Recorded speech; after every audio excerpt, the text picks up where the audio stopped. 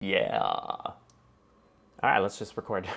Hey guys, Omar here, and today I was thinking that I would start a podcast. No, I'm going to do a little voiceover work because today we're going to talk about black and white images. Now, certain photographers only shoot in black and white, and that is their style. That's great.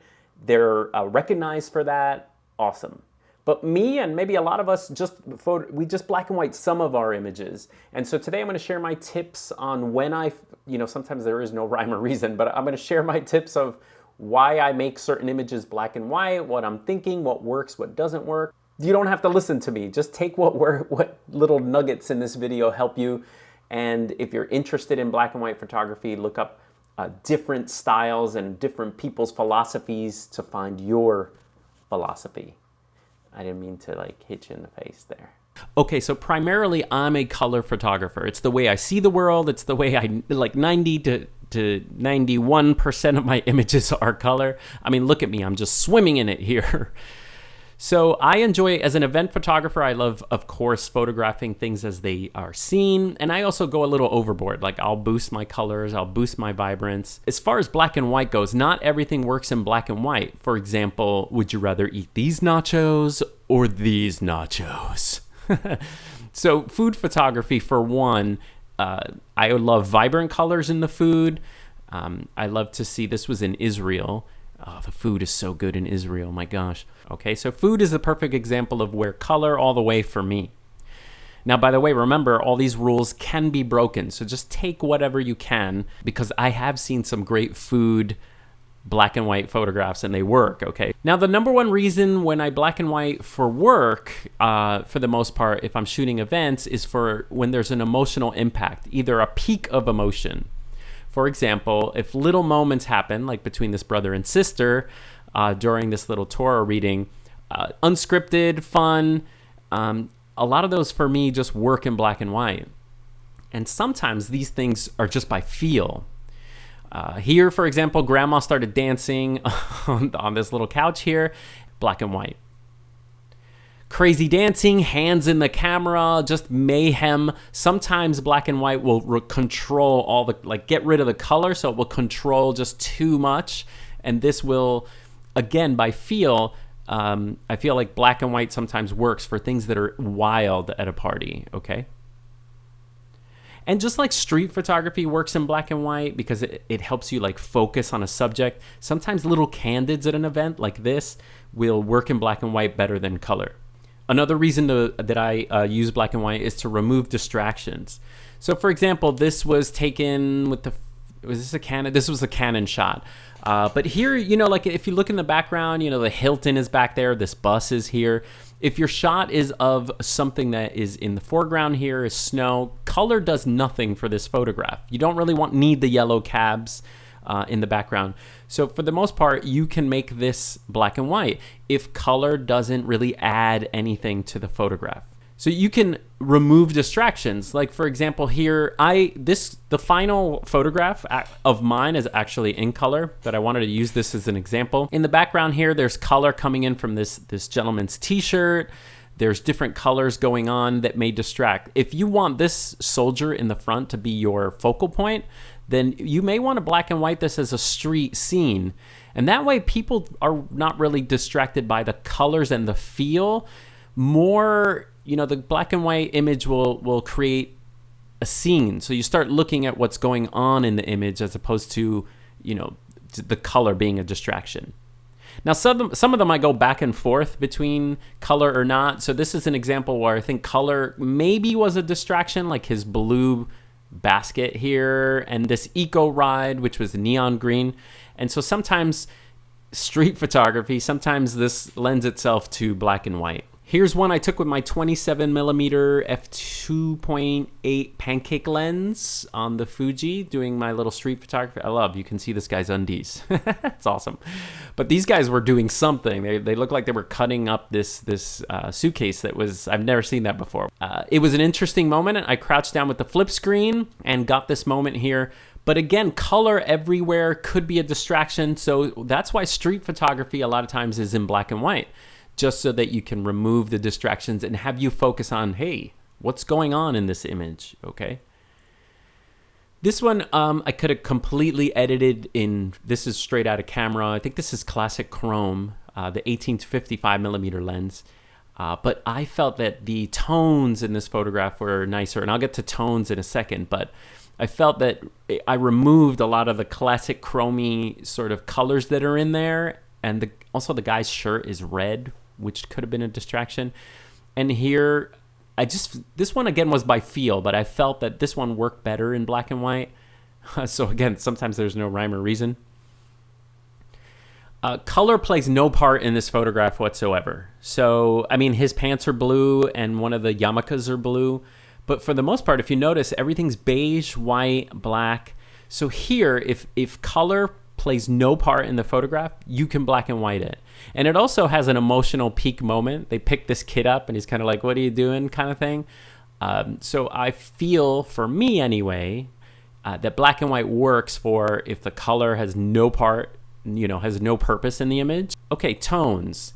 This is all like Ansel Adams-y kind of stuff, but if the tones in the photograph are important, like let me show you the before actually first. So here in this scene, I knew this was pretty, but I got what was called like a snapshot. Like I got a snapshot of the picture.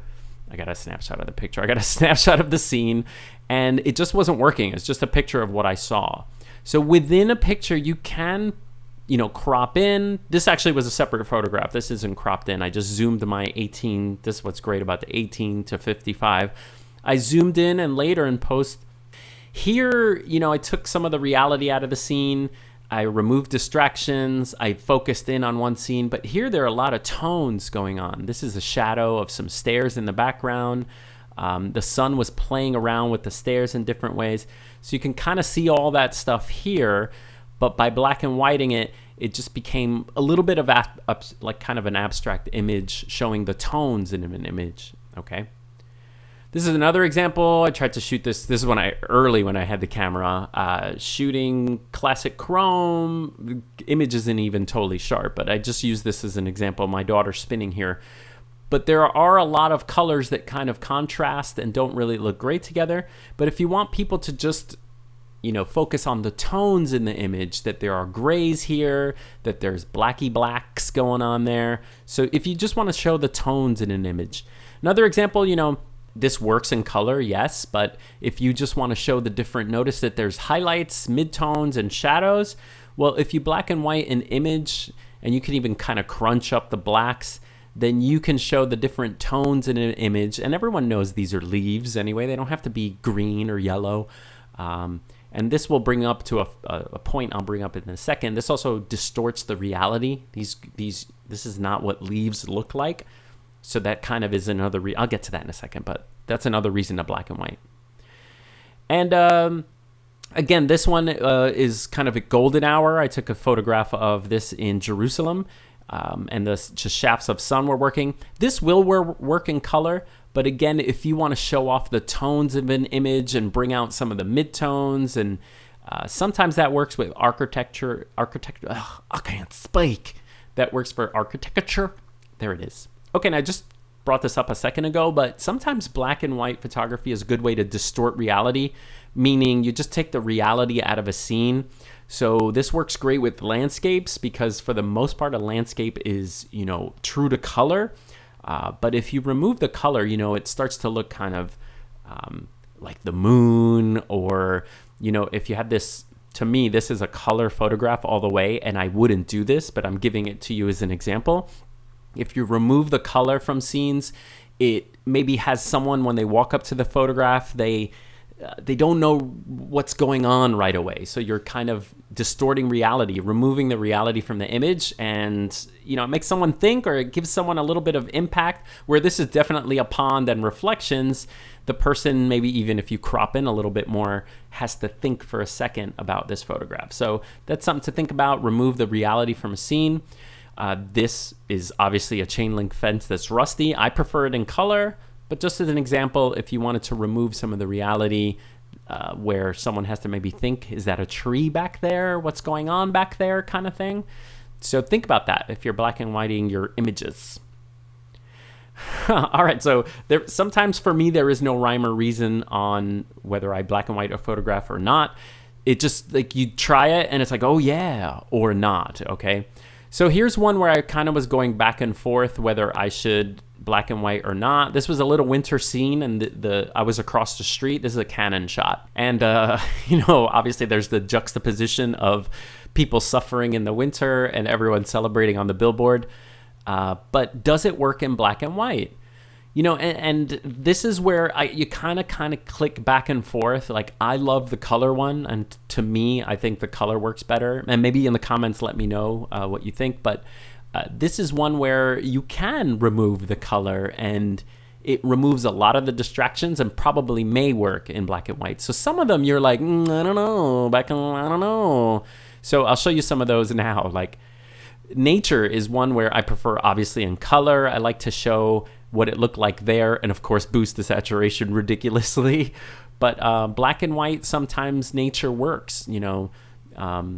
So think about that. You can maybe take black and white pictures of nature or leaves or flowers even, like the shapes and tones in flowers may work in black and white for you.